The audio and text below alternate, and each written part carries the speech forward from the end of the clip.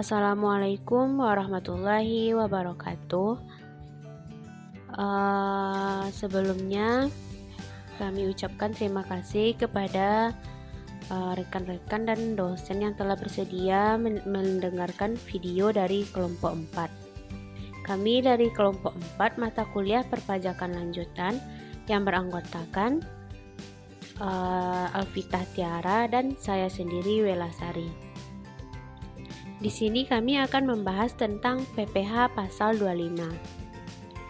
Sebelum membahas lebih dalam tentang PPh pasal 25, saya akan menjelaskan apa itu PPh. PPh atau pajak penghasilan adalah pajak yang dibebankan atas suatu penghasilan yang diperoleh wajib pajak, baik yang berasal dari Indonesia maupun dari luar negeri. Dasar hukum PPh adalah Undang-Undang Nomor 7 Tahun 1983 tentang pajak penghasilan. Pengertian PPh pasal 25. Definisi PPh pasal 25 adalah pajak yang dibayar secara angsuran setiap bulannya dalam tahun pajak berjalan dengan tujuan untuk meringankan beban wajib pajak. Mengingat pajak yang terutang harus dilunasi dalam waktu 1 tahun. Selanjutnya saya akan melanjutkan penjelasan dari teman saya yang berikutnya, yaitu objek PPh pasal 25. Objek yang dikenakan pajak penghasilan pasal 25 ini adalah suatu penghasilan yang diperoleh dari kegiatan usaha yang dilakukan wajib pajak. PPh pasal 25 atas orang pribadi pengusaha tertentu atau OPPT.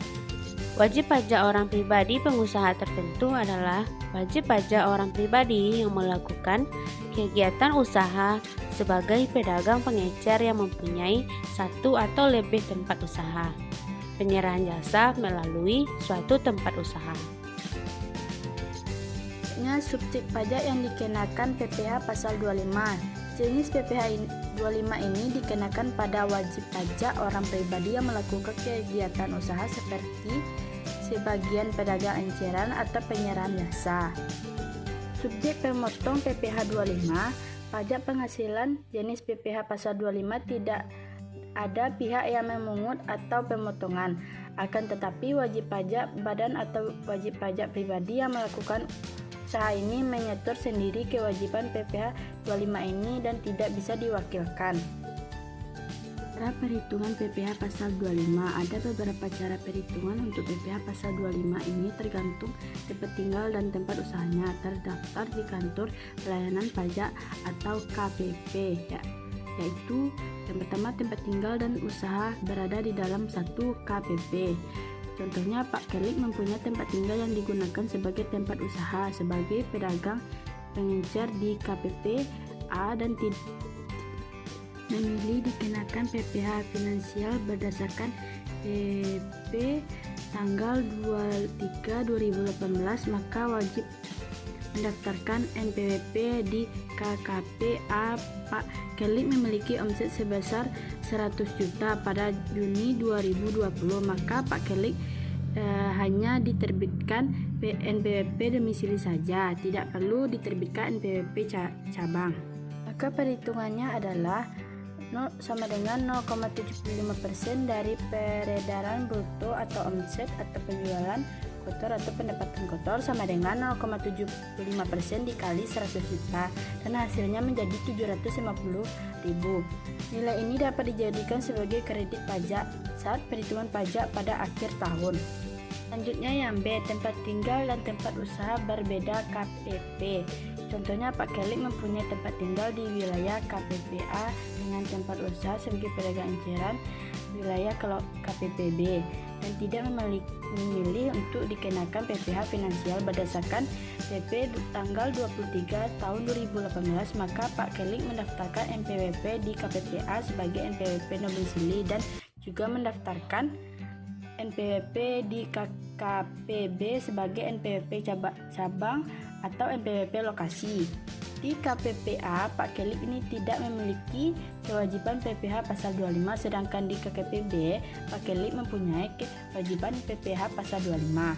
Pak Kelik memiliki omset usaha di wilayah KPPB sebesar 80 juta.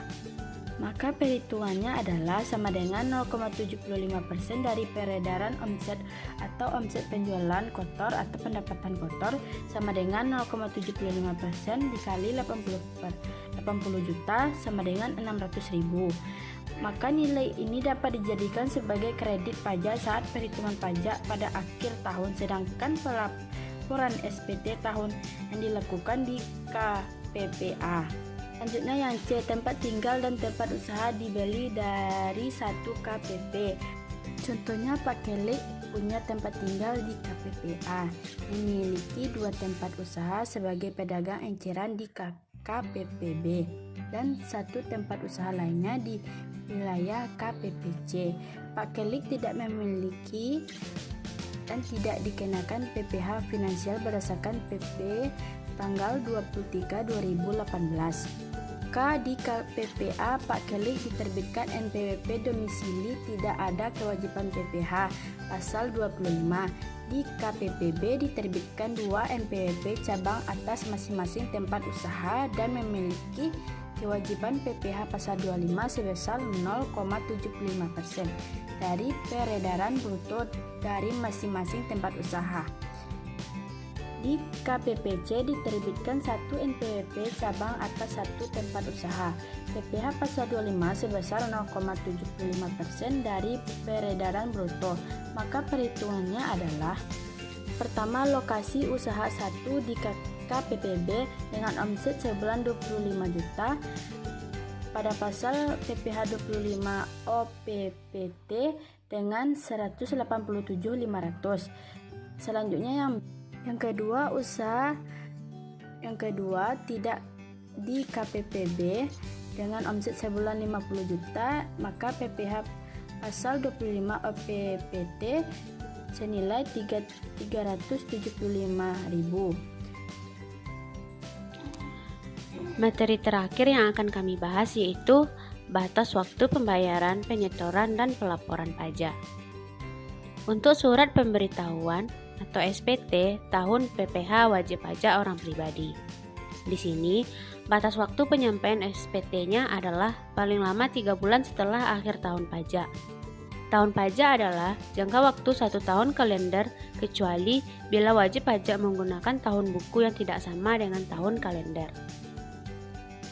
Dikecualikan dari kewajiban penyampaian SPT tahunan adalah wajib pajak orang pribadi yang dalam 1 tahun pajak penerimaan atau memperoleh penghasilan neto tidak melebihi penghasilan tidak kena pajak atau PTKP. Kekurangan pembayaran pajak yang terutang berdasarkan SPT tahun PPh harus dibayar lunas sebelum SPT PPh disampaikan. Yang kedua yaitu untuk SPT tahunan PPh wajib pajak badan. Batas waktu penyampaian SPT-nya adalah paling lama 4 bulan setelah akhir tahun pajak. Tahun pajak adalah jangka waktu 1 tahun kalender kecuali bila wajib pajak menggunakan tahun buku yang tidak sama dengan tahun kalender.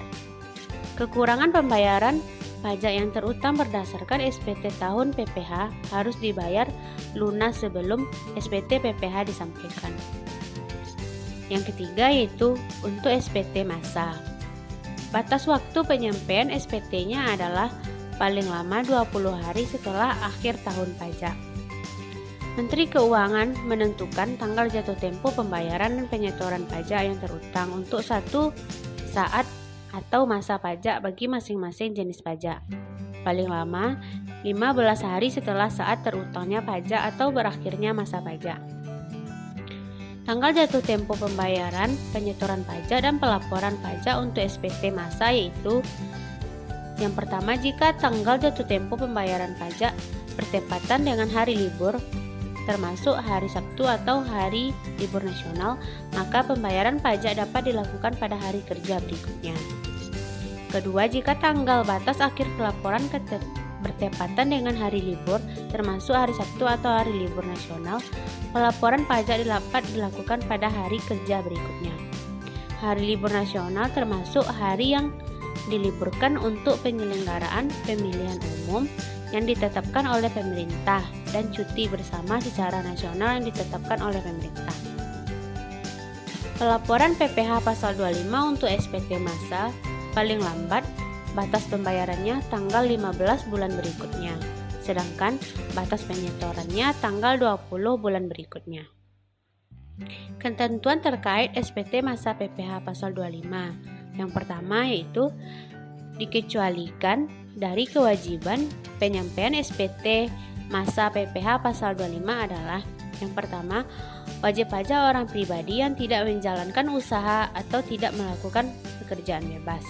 Yang kedua, wajib pajak orang pribadi yang dalam 1 tahun pajak menerima atau memperoleh penghasilan neto tidak melebihi PTKP, atau kepada wajib pajak ini juga dikecualikan dari kewajiban menyampaikan SPT tahunan.